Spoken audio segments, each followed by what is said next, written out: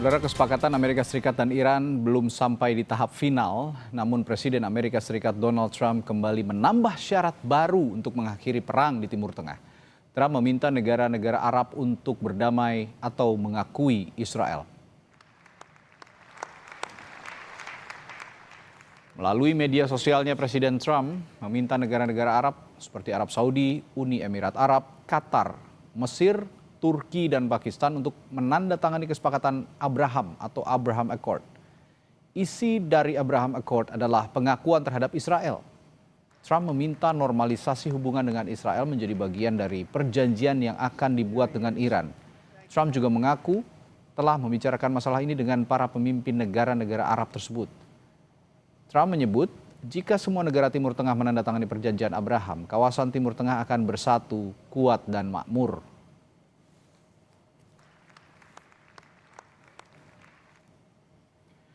Di media sosialnya, Trump menulis, "Saya meminta semua negara menandatangani perjanjian Abraham. Dan jika Iran menandatangani perjanjian dengan saya, sebagai Presiden Amerika Serikat, akan menjadi kehormatan bagi saya untuk menjadikan mereka bagian dari koalisi dunia yang tak tertandingi. Timur Tengah akan bersatu, kuat, dan tangguh secara ekonomi."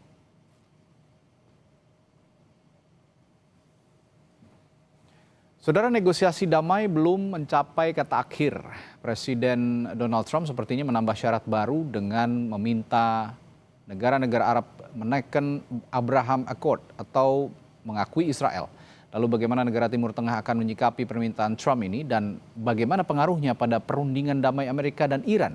Kita bahas bersama pakar hukum internasional Profesor Hikmahanto Juwana dan pengamat Timur Tengah Pak Mahfudz Siddiq. Selamat malam Prof. Hik dan Pak Mahfudz. Selamat malam, Mas Radit. Ya, saya ke Prof. Hik dulu deh. Prof. Hik, ini koreksi kalau saya salah ya, dalam perspektif hukum internasional kan ada yang namanya atau prinsip ya, Pacta Sunt Servanda atau kedaulatan negara ya, Pacta Sunt Servanda ini. Nah, kira-kira dengan adanya Abraham Accord ini melanggar prinsip itu nggak sih, Prof? Oke, pertama ya Pacta Sunt Servanda itu konsep di mana kalau ada perjanjian, maka para pihak yang membuat perjanjian itu harus menghormati. Ya. Nah, sebenarnya Arab Saudi dan beberapa negara itu masih belum menandatangani Abraham Accord. Tetapi Oke. mereka sekarang dalam posisi untuk dipaksa oleh Donald Trump menandatangani Abraham Accord. Nah, kalau ditanya apakah ini bertentangan dengan kedaulatan, ya bertentangan dengan kedaulatan. Ya, karena harusnya yang menentukan sebuah negara menandatangani suatu perjanjian dengan negara lain itu bukan desakan atau perintah dari negara lain gitu ya, tetapi harus rakyatnya, pemerintahnya untuk mau menandatangani itu. Ini yang juga kita punya masalah dengan ART ya, Agreement on Reciprocal Trade, karena di poin 225 itu mengatakan bahwa Indonesia kita dipaksa untuk meratifikasi sejumlah perjanjian internasional oleh Amerika Serikat. Nah, ini kelakuan dari Amerika Serikat. Yang saya khawatirkan hari ini boleh negara-negara diteluk, kemudian juga mungkin Pakistan juga akan diminta oleh Trump. Bukannya tidak mungkin loh, Indonesia juga kita diminta untuk menandatangani Abraham Accord sebelum Palestina kita merdeka, belum merdeka. Nah, ini Pak Mahfud lah yang banyak bicara mengenai masalah ini. Tetapi kalau menurut saya, apa relevansinya orang ini kesepakatan antara Amerika Serikat dengan Iran Iran ya. untuk kok tiba-tiba mengikut sertakan negara-negara lain. Nah, saya tidak tahu ya bagaimana nanti bargaining chip dari Amerika Serikat terhadap misalnya Arab Saudi, yang Arab Saudi ini awalnya tadinya sudah mau menaikkan Abraham Accord itu sebelum terjadi peristiwa penyerangan Hamas ke penyerangan Hamas ke Israel, lalu Israel membalas sampai kemudian 70.000 orang meninggal. Nah, ini yang Arab Saudi masih belum mau sebenarnya ya, karena masalah itu. Karena bagi negara-negara yang diminta oleh Trump untuk menandatangani Abraham Accord, mereka mengatakan bahwa kami belum mau menormalisasi hubungan dengan Israel sebelum jelas solusi bagi Palestina. Ya, Karena mereka minta state solution. Nah, kalau misalnya two state solution masih belum selesai, ya mereka tidak mau. Katakanlah ada yang mengatakan BOP. Tidak sama sekali. BOP itu justru menjebak negara-negara yang berpenduduk Islam mhm, untuk kemudian mau menormalisasi hubungan dengan Israel. Ya, coba bayangkan ketika Bapak Presiden bertemu dengan BOP di Washington DC. Saya waktu itu was-was juga ya, bagaimana sikap Bapak Presiden ketika bertemu dengan perwakilan dari Israel, pada waktu itu diwakili oleh Menteri Luar Negeri, bukan oleh Perdana Menterinya. ya, Apa akan ya, kalau misalnya sempat bersalaman, wah, dan itu di-capture oleh televisi, itu yang namanya rakyat itu akan bergerak, malah malah marah sama Bapak Presiden. Itu kan tapi kita dijebak oleh siapa? Trump. ya, Nah, ini hati-hati juga. Artinya ini merupakan menurut saya pelanggaran kedaulatan yang dilakukan oleh Trump, dan Trump selalu dengan bangganya bahkan terakhir pada waktu dia bicara di depan Kongres ya di State of the Union di depan Kongres itu mengatakan we are winning so much, kita ini menang terus, negara-negara itu bisa di bawah saya katanya gitu. mmm, Coba dengan bangganya dia mengatakan bahwa kita ini mampu menekuk kedaulatan dari banyak negara. Bayangkan misalnya Venezuela itu dilarang untuk menjual minyaknya ke Cina, ya. sampai Cina memberikan respon bahwa kedaulatan dari suatu negara dong. Nah, sama seperti hal yang ini, harusnya negara-negara yang didorong oleh Trump untuk menandatangani Abraham Accord yang diinisiasi pada waktu Trump menjabat pada masa kepresiden pertama, untuk kalau menurut saya sih harusnya kita tolak, tapi Ya. sama Trump didorong-dorong untuk menandatangani itu. Ya, ini kalau Anda bilang tadi Prof, ini sebagai trap gitu ya, jebakan nih yang harus diwaspadai seperti itu harusnya. Nah, begitupun sikap dengan negara-negara Timur Tengah yang sampai saat ini sepertinya belum menandatangani karena memang takut terjadi trap ulang lagi ya, seperti BOP itu lagi. Nah, saya kalau begitu ke Pak Mahfudz, kalau bicara soal Timur Tengah Pak Mahfudz, ya katakanlah negara yang paling dilihat di Timur Tengah ya adalah Arab Saudi. Selama ini Arab Saudi itu kan bersikeras bahwa normalisasi dengan Israel itu harus disertai jalan yang tidak dapat dibalik atau irreversible pathway menuju negara Palestina. Mereka sangat juga concern terhadap Palestina. Nah, tapi dengan kondisi seperti ini, apakah syarat Trump ini akan ditolak mentah-mentah oleh Riyadh atau bagaimana, Pak Mahfudz? Anda bisa menganalisis sedikit soal ini. Iya, syarat baru yang diajukan oleh Trump setelah sehari sebelumnya dia menyatakan optimisme bahwa perundingan ini akan segera sampai di ujung untuk ditandatangani bersama, ini memberikan tanda satu hal yang pasti bahwa dalam satu hari kemarin ada tekanan yang sangat-sangat kuat dari dua pihak. Yang pertama adalah dari Israel melalui Netanyahu tentunya ke Trump, dan yang kedua dari elit di lingkaran terdekat Trump yang kalau kita lihat ada 4 senator utama yang sangat dekat dengan Trump, ini kan mulai bersuara keras menentang rencana perdamaian itu.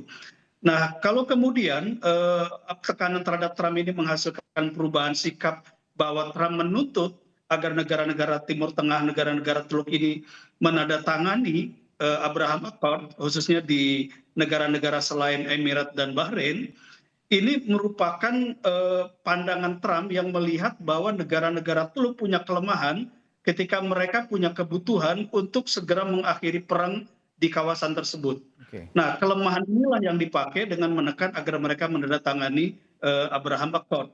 Nah, kalau menurut saya situasi ini situasi yang jauh lebih sulit bagi negara-negara di Teluk untuk menyetujui Abraham Accord ketimbang masa-masa sebelumnya. Hmm, Tadi Prof. Hikmahanto sudah mengatakan Saudi misalnya mundur. Dan alasan Saudi mundur untuk menandatangani Abraham Accord adalah ketika Israel melakukan genosida di Gaza. ya. Dan ada resistensi publik yang sangat kuat di Saudi, yang ini kemudian membuat pemerintah Saudi mundur saat itu. Nah, setelah peristiwa Gaza, lalu ada peristiwa serangan Israel ke Iran yang melibatkan Amerika. Kemudian di Lebanon Selatan, gencatan senjata, Israel sudah membunuh 3.500 lebih warga sipil di Lebanon Selatan. Jadi menurut saya situasi ini situasi yang semakin sulit bagi negara-negara Teluk untuk maju menandatangani Abraham Accord sekeras apapun tekanan dari Trump. Karena kalau itu dilakukan, maka ada harga politik yang sangat besar yang harus dibayar negara-negara Teluk ketika misalnya perang ini belum akan selesai dalam waktu cepat, yaitu perlawanan politik dari masyarakat terhadap rezim pemerintahan. Hmm. Saya Ya. kira itu Mas Radhi. Baik. Nah, saya kembali ke Amerika Serikat, ke Prof gitu ya. Ini seolah Abraham Accord ini dari Donald Trump seolah menjadi mandatori ketika dirinya ingin atau Amerika Serikat ingin melakukan perundingan ya, negosiasi dengan Iran, menyikapi soal konflik yang terjadi antara Amerika Serikat dan juga Iran. Nah, tapi tentu tadi seperti Prof bilang juga ini ada tekanan dari Israel begitu. Ini apakah tanda-tanda Israel juga insecure terhadap situasi saat ini, situasi perang antara Amerika Serikat, Iran dan juga Israel, Prof? Oh iya, kalau dari Israel pasti ada perasaan insecure karena ternyata Iran itu mampu untuk menahan serangan-serangan dari Israel dan kemudian Amerika Serikat ya. Jadi dia tahu jangan sampai negara-negara di Timur Tengah, di berbagai negara lah, untuk punya terinspirasi dengan apa yang terjadi di Iran bahwa mereka tanda kutip bisa menyerang Israel, bahkan kemudian mereka bisa bertahan. Tentu kalau kita bicara soal Iran, bukan Iran yang melakukan serangan ke Amerika Serikat ataupun Israel, justrulah mereka-mereka ini yang menyerang ke Iran. Mereka ingin sebenarnya memberi pelajaran kepada negara-negara di Timur Tengah, begitu ya, ataupun di berbagai negara, jangan sekali-sekali Anda bermain dengan Israel karena kita mampu melumpuhkan Anda. Dan ini tidak terbukti untuk Iran. Hmm. Nah, oleh karena itu kemungkinan besar memang Presiden Trump ada dua kemungkinan lah dia memberikan syarat baru ini. Apakah ini sebagai exit strateginya untuk mengatakan kepada publiknya di Amerika Serikat bahwa kita menang dengan membuat Timur Tengah itu lebih damai, lebih Oke. aman, Ya. plus gitu. Itu karena usaha saya walaupun dengan kekuatan militer. Tapi satu lagi adalah ini upaya yang mungkin sejak awal dia tahu bahwa negara-negara ini tidak akan mau menandatangani, sehingga apa? Dia akan mengatakan peace deal-nya itu tidak akan terjadi karena Oke. tidak support gitu ya. Jadi Nah, ada kita tidak, alibi begitu ya, Prof ya? ya, jadi ada alibi, betul betul. Jadi Oke. ada alibi. Oke, ada alibi ketika proses perundingan perdamaian ini nanti ujungnya gagal, ya buktinya karena negara-negara Timur Tengah tidak mau menyepakati Abraham Accord ini. Tapi saya juga ingin bertanya ke Pak Mahfuz seperti ini, jangan-jangan juga Israel melakukan pressure terhadap Amerika Serikat ini karena melihat juga sebenarnya mulai ada titik temu antara Amerika Serikat dan Iran untuk mencapai perundingan, Pak Mahfuz. Apa begitu?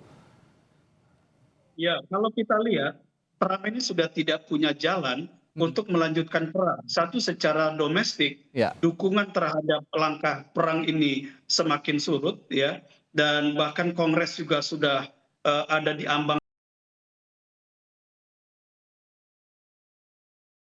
punya pilihan lain kecuali memaksa Trump untuk berdamai. Dan mereka punya kartu di hadapan Trump, yaitu investasi yang sangat besar dari negara-negara Teluk di Amerika sekarang ini. Dan itu yang sangat diperhitungkan oleh Trump. Tetapi bagi Israel, dia juga cuma punya satu pilihan, melanjutkan perang dan mencegah dengan cara apapun agar tidak terjadi perdamaian untuk menghentikan perang ini. Karena Ya. begitu perang ini misalnya dihentikan dengan kesepakatan damai antara Iran dan Amerika, maka ini menjadi bom waktu yang ada di depan mata bagi Netanyahu, dan bukan hanya itu, juga bagi Israel sebagai satu entitas politik. Jadi menurut saya memang Israel akan melakukan apapun dengan cara sekasar apapun untuk mencegah terjadinya perdamaian ini. Jadi kalau misalnya nanti di ujung tidak tercapai perdamaian, maka yang harus disalahkan dan biang kerok dari gagalnya kesepakatan damai ini adalah Israel. Oke. Nah, saya balik ke hukum internasional, Prof. Hik. Saya ingin bertanya soal implikasinya terhadap hukum internasional jika negara-negara di Arab ini menolak syarat ini. Apakah bisa memicu sengketa di PBB atau Mahkamah Internasional, Prof? Ya, kalau misalnya sengketa di Mahkamah Internasional itu prinsipnya negara yang bersengketa itu harus sepakat pergi ke Mahkamah Internasional.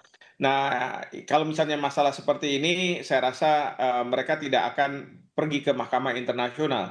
Tapi masalah yang harus diselesaikan secara diplomasi, ya, tentu dari pihak Arab Saudi atau negara-negara lain yang dipaksa oleh Trump untuk menandatangani Abraham Accord ini akan mempertanyakan. Karena apa? Mereka juga harus mempertanggungjawabkan ke konstituen mereka, ya. Konstituen mereka belum tentu mau gitu. Nah, ini yang jadi permasalahan. Kita di Indonesia juga kayak begitu. Pemerintah boleh misalnya didikte oleh Amerika Serikat dan lain sebagainya. Tetapi sebagai sebuah negara yang demokratis, itu kan ada konstituennya. Konstituen kita kalau misalnya tidak setuju dengan tindakan yang dilakukan oleh pemerintah, ya tinggal tunggu saja pada masa pemilu mungkin ya akan selesai dan ini nggak sustain. Nah, inilah yang tidak ada mungkin dalam pemikiran Trump gitu ya, karena Trump sendiri walaupun dia mengatakan bahwa saya ini demokratis, tapi sangat otoriter gitu ya. Ya. Absolutisme itu yang ada di kepala Trump itu. Oke, kembali ke Abraham Accord, Pak Mahfuz. Kalau tadi kita bicara Arab Saudi sebagai negara yang paling dipandang lah ya di Gulf State gitu, di Teluk ataupun di Timur Tengah. Tapi saya melihat juga ada kepentingan Amerika Serikat terhadap Qatar dan Pakistan ketika memunculkan Abraham Accord ini. Nah, kira-kira mengapa Donald Trump ini punya desakan khusus terhadap negara seperti Qatar dan Pakistan? Apakah ada kepentingan strategis di balik itu menurut Anda, Pak Mahfuz? Ya, kalau kita lihat Qatar ini sebenarnya pemain kunci dalam proses perundingan menuju kesepakatan damai ya. Dan Pakistan itu sebenarnya lebih peran sebagai venue, sebagai tempat di mana perundingan itu secara formal nanti akan dilakukan. Tetapi kalau kita dalami sebenarnya Qatar lah yang memainkan peran paling signifikan, paling leading di dalam proses perdamaian ini. Oke. Kenapa? Karena karena Qatar ini mewakili kepentingan negara-negara Teluk yang sudah mengkalkulasi betul. Misalnya begini, ada satu analisis yang sangat akurat bahwa kalau Selat Hormuz ini terus ditutup ya atau tertutup sampai September, maka ini akan terjadi krisis yang sangat masif di dalam negeri negara-negara Teluk. Dan bahkan ada satu analisis lebih jauh mengatakan ini bisa membuka pintu bagi kejatuhan rezim di negara-negara Teluk.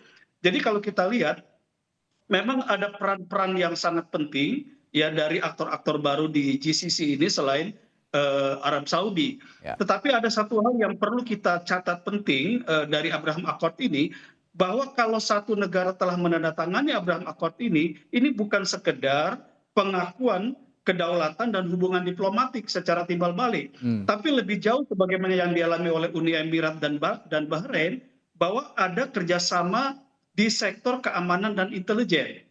Nah, kerjasama di sektor keamanan dan intelijen inilah yang kemudian mengakibatkan Emirat sebagai satu contoh ya sebagai pihak yang paling parah menerima hantaman serangan balasan dari rudal Iran dan juga drone Iran. Kenapa? Karena salah satu implementasi kerjasama keamanan dan intelijen itu Uni Emirat dan Bahrain harus ikut di dalam apa yang disebut Middle East Air Defense, yaitu satu sistem pertahanan udara di bawah komando Amerika Serikat, dan Israel bisa masuk ke dalam sistem koordinasi ini. Sehingga ketika misalnya Israel menyerang Iran, maka Iran berdalih bahwa Emirat telah menggunakan infrastrukturnya untuk membantu Israel melakukan serangan ke Iran. Makanya kemudian Emirat yang menjadi korban paling dahsyat ya kerugiannya dari perang ini. Itu akibat dari penandatanganan Abraham Accord, dan ini pasti dibaca betul oleh negara semacam Qatar dan juga Saudi. Oke, tapi alih-alih memberi iming-iming soal pertahanan ataupun pertahanan keamanan di Timur Tengah dan juga politik di Timur Tengah, kondusivitas politik di Timur Tengah, ada iming-iming yang dimanfaatkan oleh Donald Trump sebagai pedagang juga selain sebagai politisi begitu ya. Prof, saya bertanya kepada Prof, bagaimana iming-iming kedikdayaan ekonomi yang akan terjadi di Timur Tengah sepertinya kata Donald Trump begitu ketika Abraham Accord ini bisa disepakati. Anda melihat ini juga aji mumpungnya Donald Trump sebagai seorang pedagang atau bagaimana? Ya bisa jadi seperti itu, ada aspek itu ya. Jadi Trump ini karena berlatar belakang pelaku bisnis dan dia masih terus membangun DNA sebagai pelaku bisnis. Itu yang kan pendekatan-pendekatan hubungan internasional itu bisa-bisa ujung-ujungnya ada di situ. dia juga mengatakan bahwa suatu hari nanti bukannya tidak mungkin Iran akan masuk sebagai anggota. Dan kalau misalnya itu terjadi, mereka tentu bilang bahwa tidak akan lagi ada apa namanya konflik-konflik di Timur Tengah. Karena apa? Gua bisa menerima Israel sebagai negara di sana, lalu kemudian nanti Gaza dan tepi barat akan menjadi bagian dari Israel. Bahkan kalau misalnya kita lihat pada waktu Jared Kushner mempresentasikan bagaimana masa depan dari Gaza, dia mengatakan 10 tahun dari sekarang, kalau misalnya sudah dilaksanakan peace plan ini, itu Gaza akan seperti Dubai. Nah, kalau misalnya seperti itu, pertanyaan saya, ini rakyat Palestina mau dikemanakan gitu kan? Memang secara politik pasti menguntungkan, tetapi bagaimana dengan rakyat Palestina yang selama ini meminta agar tanahnya itu diakui sebagai tanah mereka dan diakui kemerdekaan Ya, mereka? Nah, yang perhitungan-perhitungan bisnis ini yang kadangkala ada di kepala Trump atau teman-temannya itu sehingga kita tidak bisa percaya betul ya dengan apa yang disampaikan. Misalnya saja soal Selat Hormuz, buka tutup. hmm, Itu kan harga minyak dunia dan itu dia bisa sampaikan ke temannya, udah saatnya kamu melakukan ini, melakukan itu supaya dapat untung. ya, Itu di Serikat sendiri banyak pengamat yang mengatakan seperti itu. Nah, itu kan kita apa namanya harus waspadai baik. tentunya ya. Baik, ya seperti kata Pak Mahfudz tadi, sebenarnya ya biang keroknya adalah Israel. Jadi kuncinya dari Israel, ketika Israel masih berulah ya sulit sekali sepertinya kesepakatan ataupun perundingan bisa disepakati bersama antara Iran dan Amerika Serikat. Ya semoga, saya juga belum tahu ya ada mekanisme apa lagi yang bisa ditempuh oleh negara-negara di dunia, terutama yang kuat begitu ya, Mas Radi, untuk memberikan Mas pressure Radi. terhadap Israel. Ya sedikit singkat saja Pak Mahfudz karena akan saya Ya, tutup. ya, satu hal yang menarik dari Iran, Iran selalu waspada dan curiga Hmm, terhadap Trump karena dia bisa berubah dalam waktu yang cepat dalam setiap keputusannya. Dan perubahan sikap Trump itu ternyata sangat dipengaruhi oleh posisi Israel. hmm, Jadi saya kira pesan bagi semua kepala negara dimanapun termasuk di Indonesia, ya. jangan gampang percaya dengan Trump. Dan kalau bikin kesepakatan dengan Trump, harus siapkan jalan keluarnya. Ya, Karena bisa berubah sewaktu-waktu. siapkan jalan keluarnya dan bagaimana langkah Israel selanjutnya, karena itu memengaruhi tadi langkah Betul. Amerika Serikat dan Donald Trump. Baik, terima kasih Pak Mahfudz Siddiq, pengamat Timur Tengah dan juga pakar hukum internasional dari Universitas Indonesia, Profesor Hikmahanto Juwana telah memberikan perspektifnya di Sapa Indonesia Malam. Sampai jumpa lagi, selamat malam Bapak-Bapak.